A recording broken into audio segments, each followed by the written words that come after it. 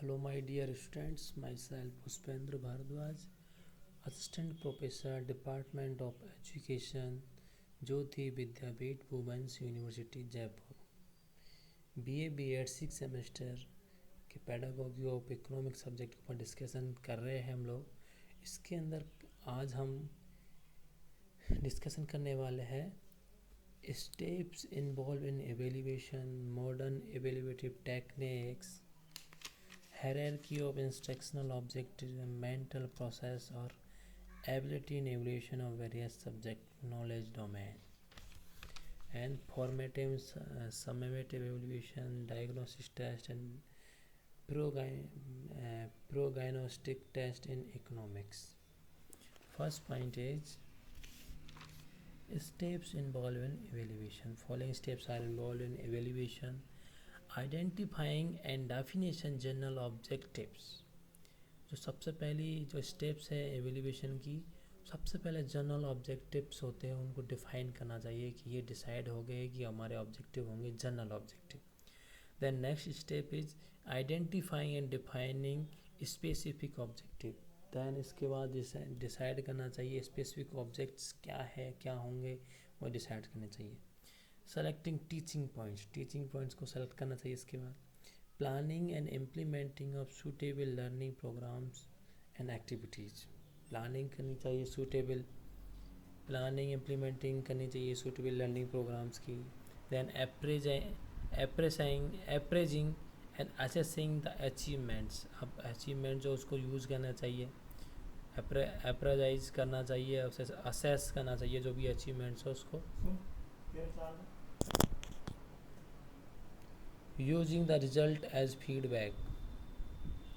Then इसके बाद result देना चाहिए। रिजल्ट जो निकलता है उस रिजल्ट को फीडबैक देने में यूज़ करना चाहिए। ये थे steps. Then modern availability techniques.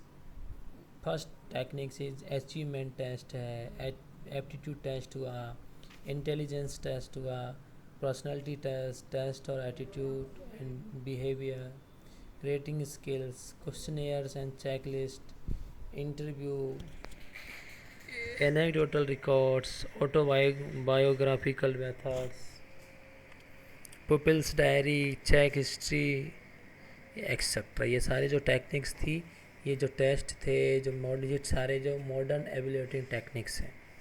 Hierarchy of instructional objective and mental process.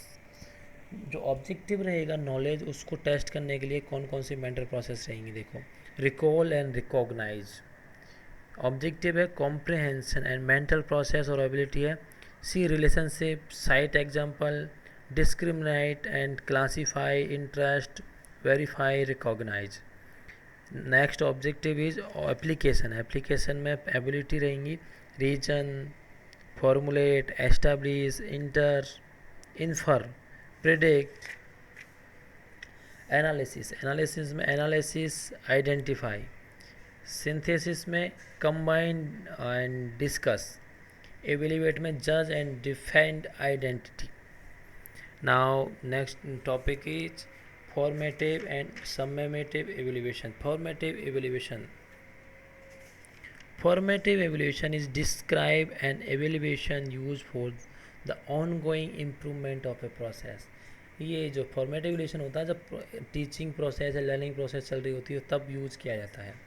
It is design to enhance the effectiveness of the teaching learning process. जो टीचिंग लर्निंग प्रोसेस है उसकी इफेक्टिवनेस को एनहेंस करने के लिए इसे डिज़ाइन किया गया है। It aims at discovering the strength and weakness of the student in various subjects so that remedial step may be taken by teacher to remove their deficiencies. Discover करना कि स्टूडेंट की स्ट्रेंथ क्या है, weakness करना इसके AIIMS होता है। Then जब स्टूडेंट्स की वीकनेस और स्ट्रेंथ हमने पता कर लिया तो रेमेडियल स्टेप्स भी उठाने चाहिए कि आगे उसकी डिफिशियंसीज है स्टूडेंट्स की, उनको कैसे रिमूव किया जा सके। It is not done for pass और fail process. Formative evaluation may be done during the course of daily teaching lesson. Formative evaluation is done by informal, periodical teacher conducted classroom test. Teacher teaching the same subject and same students conducts the formative evaluation. School promotional examination, people's examinations for or test conducted by external agency for fall under the category of summative education. ये summative education का exam ले रहे हैं तब और teaching process चल रही है तब लिया जाता है, तब ये एवेल्यूशन किया जाता है, स्टूडेंट्स की वीकनेस और स्ट्रेंथ्स का पता करने के लिए किया जाता है. Next evaluation is summative evaluation. The summative level of evaluation is described as evaluation of finished product which have been refined by the use of formative evaluation. जो समेटिव एवेल्यूशन तब किया जाता है जब जो प्रोसेस थी, लर्निंग प्रोसेस या teaching process थी, स्ट्रेंथ्स पता करने के बाद फॉर्मेटिव एवेल्यूशन किया जाता है. लेकिन ये सब प्रोसेस होने के बाद ये फॉर्मेटिव एवेल्यूशन जब पूरा हो जाता है तब समेटिव एवेल्यूशन किया जाता है कि उसके फॉर्मेटिव एवेल्यूशन से कोई कमी रह गई तो समेटिव एवेल्यूशन उससे समेटिव एवेल्यूशन से थ्रू जो फॉर्मेटिव एवेल्यूशन की कमियां रही थी उन्हें दूर किया जा सकता है, कुछ नई कमियां ढूंढी जा सके और उनको रिमूव किया जा सके. Summative evaluation is concerned with making final judgment about the progress of student. Formative evaluation is means and summative evaluation is an end. Most of the criticism relating to evaluation is with regard to its summative nature and summative function. Okay, तो ये discuss किया हमने formative and summative evaluation. Next is diagnosis test और diagnosis evaluation. The main purpose of a diagnosis test is to analyze the nature of the difficulties experienced by the students in the learning of economics and their after taking remedial steps and for improvement in learning. ये क्या होता है diagnosis test में, जो एनालिस ने difficulties experience जो students को feel आ रही है लर्निंग इकोनॉमिक्स में, इकोनॉमिक्स सीखने में जो एक्सपीरियंस है उसके डिफ़िकल्टीज़ आ रही है उसमें, तो रेमेडियल स्टेप्स अपनाते हैं कि भाई अब तो स्टूडेंट्स को ये सारी चीज़ आ रही है तो उनको इम्प्रूव जो स्टेप्स उनको दूर कैसे किया जा सके, इम्प्रूवमेंट कैसे ला सकता है ये चीज़. A diagnostic test can also be use as an inventory test to find out how much, कितना use and in the students know about a particular area of the subject matter, कि students की particular area को कितना जानता है कितना नहीं जानता है. A diagnostic test can be standardised test as well as non standardised test. जो डायग्नोस्टिक टेस्ट होता है स्टैंडर्डाइज्ड टेस्ट होता है, नॉन स्टैंडर्डाइज्ड टेस्ट नहीं होता. While constructing A standardized diagnosis test, the teacher has to consider the individual difficulties experienced by students in solving problems. The test items should also give the consideration to the varying abilities of students in solving different types of problems.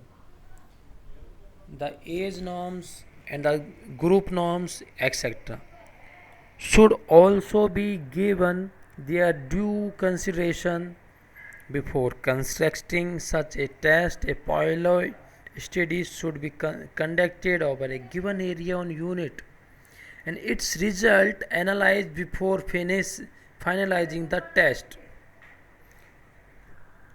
The reliability of coefficient of the test has to be calculated and then a diagnostic test deemed to be considered fit for administration over a large sample. Formative types of evaluation is primarily means for diagnostic purpose. A unit test can be administered for the purpose. We can think a unit test is production, a unit test in income, expenditure, and unit test in banking, etc., depending on the prescribed syllabus. ये study of wrong answer given by students is very helpful for purpose of diagnosis. The teacher's informal test in the class is generally meant for the purpose of finding out difficulties of the students. Teachers teacher may diagnostic test usually fall under the categories of non-standardized tests. Diagnosis is necessarily to be followed by the remedial measures. A prognostic test is aimed at finding out the future prospects of success of a student in particular area. This test is very helpful in providing guidance in choosing a career or a vocation. Aptitude tests help us measure the probability of success in a subject or an activity. Tests of aptitudes for specific subjects have been developed in several countries. An achievement test is used in measure the learning acquired by the students. जो diagnosis test होता है, समवेत test evaluation है, और formative evaluation के बाद सबसे and में क्या आता है कि स्टूडेंट्स की अब क्या कमियां रह गई है, स्टूडेंट्स के फेल और पास के ऊपर डिपेंड करता है। ये स्टूडेंट्स फेल हो रहा है, पास हो रहा है, तो क्यों हो रहा है, क्यों कितने इतनी परसेंटेज क्यों बन रही है, इतनी कम क्यों बनी है, सारी डायग्नोसिस किए जाएंगे। स्टूडेंट्स को ये हेल्प भी करता है कि भाई इन फ्यूचर में उसको कैसे क्या रहना है, उसकी डेवलपमेंट में कैसे क्या रहेगा, इस सब में हेल्प करता है डायग्नोसिस टेस्ट। तो इसको स्टैंडर्डाइज्ड टेस्ट के रूप में हम इसको पढ़ सकते हैं, स्टैंडर्डाइज्ड टेस्ट भी कह सकते हैं। तो आज हमने ये सब डिस्कस किया। नेक्स्ट क्लास में हम नेक्स्ट चैप्टर के साथ मिलेंगे। थैंक यू बच्चों।